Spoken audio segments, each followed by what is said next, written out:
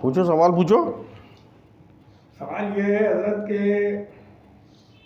جنات آدمی کو تنا کرتے ہیں، موکلات یا جنات. جنات اور موکلات آدمی کو تنا کرتے ہیں، آپ کا سوال ہے. بھائی مسئلہ اس میں ایسا ہے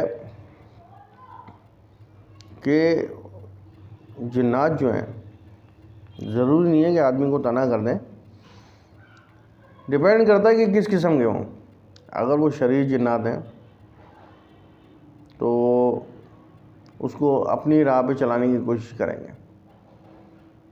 وہ جو اپنے مقاصد حاصل کرنا چاہتے ہیں وہ اس سے حاصل کریں گے اس کے جسم کے تھرو.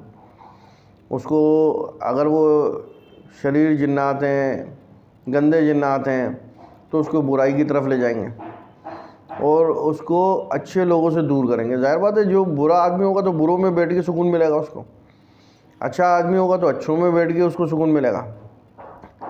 تو یہ جنات اگر وہ برائی کی طرف ہے اور اچھوں میں تو بیٹھیں گے نہیں وہ. پھر اگر کوئی بھی گھر میں مثال کے طور پہ کوئی اچھا آدمی ہے تو اس سے وہ چڑھیں گے، اس سے نفرت کریں گے. پھر ایسے بندہ جو اندھیرے کی طرف جائے گا اور اکیلے میں بھی بیٹھ سکتا وہ. لیکن اگر اچھے جنات ہیں تو وہ اور اللہ اور رسول صلی اللہ علیہ وسلم کو مانتے ہیں، مسلمان ہیں، تو وہ مسجد میں بھی جائے گا، اس کو خوشی ہوگی.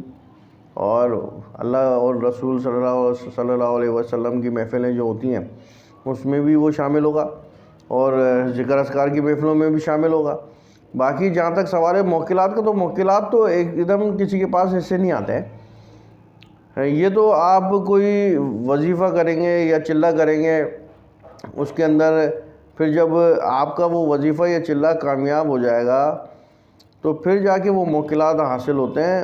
اور موکلات جب حاصل ہوتے ہیں تو پھر وہ آدمی کو کوئی برائی کی طرف نہیں لے جاتے، وہ تو آپ کو اچھائی کی طرف ہی لے کے جائیں گے، کیونکہ وہ اللہ کے کلام کے پڑھنے سے آئیں.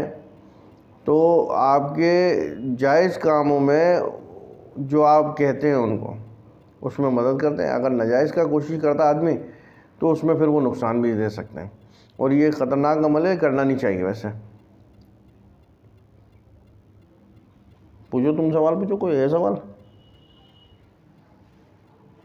اسی میں اس سوال پہ ایک سوال اور یہ ہے کہ جیسا کہ آپ نے کہا کہ جنات تنا نہیں کرتے ہیں اور برے جنات برے لوگوں میں بٹھاتے ہیں، لیکن ایسے بھی ہے نا کہ وہ صرف تنہائی پسند کر دیتے ہیں آدمی کو کہ اللہ کا ذکر کرتے رہو، نماز پڑھو، بس ملنا ملانا ختم.